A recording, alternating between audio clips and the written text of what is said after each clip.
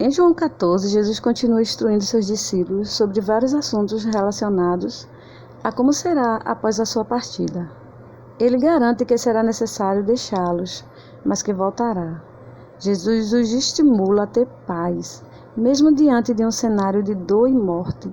O Mestre dirige palavras de confiança a seus discípulos. Isso é fruto de sua unidade com Deus Pai. Com isso, ele declara: Eu sou o caminho, a verdade e a vida. Temos acesso à paz, alegria, salvação e tantas outras riquezas de Deus através de Jesus Cristo, somente através dele. O Evangelho de João é o livro que foi escrito por João para apresentar a vida de Jesus de tal modo que os incrédulos possam ir a ele pela fé e os cristãos possam desenvolver sua fé em Cristo como o Messias e o Filho de Deus que desceu do céu. Assim, testemunhar de Jesus é o tema central desse Evangelho, tanto por parte de um homem especial como João Batista, do Pai, do Espírito Santo e de seus discípulos e fiéis em toda parte do mundo. No versículo 1 ao 4 fala sobre a morada. Jesus garante aos discípulos que voltará. Ele começa dizendo para não deixarmos turbar os nossos corações. Essa passagem de consolo supremo foi oferecida por Jesus no momento de muito sofrimento por causa da iminente traição de Judas e da deserção de Pedro. Além do que, foi dada somente algumas horas antes da agonia do Getsêmani e do tormento da cruz. No entanto, suas afirmações estão impregnadas de um tom de paz sublimos, cuja intenção era ministrar o coração temeroso dos discípulos e não focalizar nas dificuldades de Jesus. Do versículo 5 a 11, fala sobre a união com o Pai, caminho. Cristo está preparando um lugar nos céus para os que lhe pertencem, e o Espírito Santo está preparando os eleitos aqui na terra para habitarem no céu. Jesus se referiu a si mesmo como aquele que serve de escada entre o céu e a terra, e será ele quem levará o seu povo para o céu. Por isso que ele pode dizer que eles já sabiam e conheciam o caminho. Possivelmente, essa frase teve a intenção de induzir a pergunta receosa de Tomé e assim dar a oportunidade para Jesus dar a sua resposta sublime. Quando ele diz que é o caminho, ninguém vem ao Pai senão por ele, é uma afirmação poderosa do caráter exclusivo de Cristo como o caminho para a salvação. Propor e afirmar outros caminhos é iludir as pessoas e desfazer a necessidade da encarnação e redenção de Jesus. Eu sou a verdade. Jesus não é apenas o caminho, mas é também a verdade. Ele é a verdade em pessoa, no sentido de que ele é o único que revela o Pai. Ele é a perfeita revelação da obra redentora de Deus para o homem caído em seus pecados. Jesus é a verdade que liberta, santifica e conduz os santos à casa do Pai. Eu sou a vida. Ao dizer eu sou a vida, Jesus se coloca como sentido a fonte da vida que se opõe à morte. Ele tem a vida em si mesmo, por isso somente ele pode ser o doador da vida para os que são seus. Quando Jesus diz ser a vida, ele indica que somente nele, o homem morto em delitos e pecados, pode encontrar a verdadeira vida. Nesse contexto, enquanto a morte significa a separação de Deus, a vida significa comunhão com Ele. Isso significa que somente Jesus, o homem, pode ser reconciliado com Deus e desfrutar das bem-aventuranças da vida eterna ao seu lado. Ninguém vem ao Pai senão por mim. Após dizer eu sou o caminho, a verdade e a vida, Jesus conclui dizendo: ninguém vem ao Pai senão por mim. Essa declaração é o resultado natural da frase anterior. Ela indica o quão os homens são absolutamente dependentes de Cristo com relação à comunhão com Deus. Em outras palavras, não existe nenhuma verdade redentora à parte de Cristo. Não há nenhuma esperança de vida eterna longe dele e nenhum caminho capaz de levar o homem à casa do Pai. Não há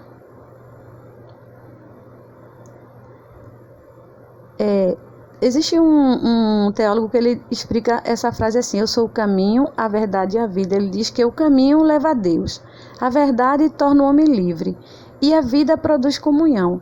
Assim, quando Jesus revela a verdade redentora de Deus, que liberta o homem da escravidão do pecado, e quando concede a vida que produz comunhão com o Pai, então, sendo o caminho, Ele próprio é quem leva os redimidos para junto do Pai. Todas as bênçãos nomeadas anteriormente são resumidas no conhecimento de Deus, que é muito mais do que uma percepção intelectual, pois envolve um compromisso de coração. Filipe não resistiu e foi muito objetivo. Ele queria ver o Pai, e isso bastava a ele. Aos demais, assim entendia. O pedido de Filipe revela o seu equívoco, porém fornece a oportunidade para o comentário que vem em seguida. Jesus lhe responde: quem o vê, vê o Pai. Essa afirmação não é uma negação da distinção das pessoas da Trindade, mas sim uma recusa ao pedido de Filipe para fornecer revelação adicionais do Pai. Jesus é a revelação mais completa do Pai que o mundo já viu ou precisa ver. Ele continua a dizer e a explicar que ele estava no Pai e o Pai nele. É uma união recíproca. O Pai e o Filho trabalham em perfeita harmonia. Portanto, os milagres que Jesus realizou são evidência dessa cooperação perfeita entre Pai e Filho. Jesus, para consolá-los, fez uma promessa poderosa a eles e a todos nós, no versículo 13. Pois tudo quanto pedis em meu nome, Ele nos concederá, a fim de que seu Pai seja glorificado. Não é uma garantia de que Deus nos dará automaticamente qualquer coisa que pedirmos em oração, simplesmente por acrescentarmos ao final em nome de Cristo, como se fosse uma fórmula mágica. Ora, o nome de Jesus é orar com o seu representante, especialmente aquele nomeado para exercer a sua autoridade. E, portanto, de acordo com a sua vontade, Jesus estava principalmente assegurando aos seus discípulos, seus representantes, com a autoridade dada por ele, que Deus atenderia às suas orações no decurso de seus respectivos ministérios. O Espírito Santo. O que eles dissessem em oração, Jesus atenderia para a glória do Pai. Mas tinha uma condição importante que provaria que eles o amavam. Eles deveriam guardar os seus mandamentos. A verdadeira prova de amor não é uma expressão oral, mas um modo de vida em obediência. A desobediência persistente e teimosa fornece boas razões para duvidarmos da realidade do amor, ainda que seja confessado. Assim sendo, ele rogaria ao Pai, e ele daria a ele outro conselheiro, tanto o Pai como o Filho. Então estão envolvidos no envio do Espírito Santo. Uma parte da obra do Espírito Santo, na realidade, seria a de recordar o que Cristo tinha falado. Deixo-vos a paz, a minha paz vos dou. Uma qualidade diferente de paz, diferente da paz do mundo, que seria abalada numa hora como esta, quando a morte se encontra tão perto. O dom de sua paz tornaria destemidos seus seguidores, assim como ele.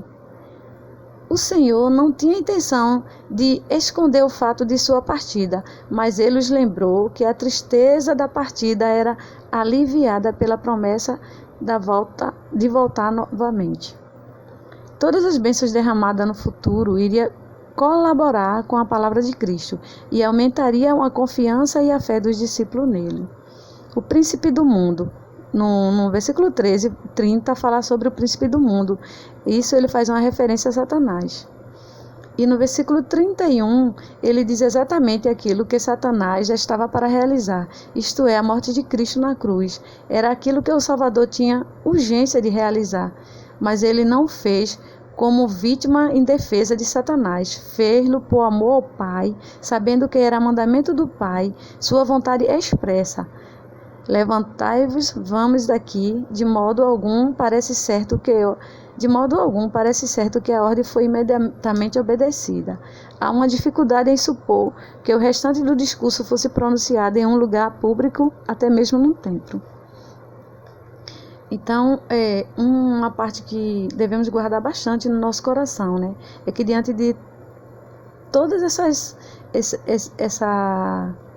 isso que estamos passando, nessa fase que estamos passando, com essa epidemia, que possamos ter paz, aquela paz que o mundo ele não conhece, né? Mas que nós que temos a Cristo nós conhecemos, que é uma paz que independe da situação ou circunstância em que estivermos vivendo.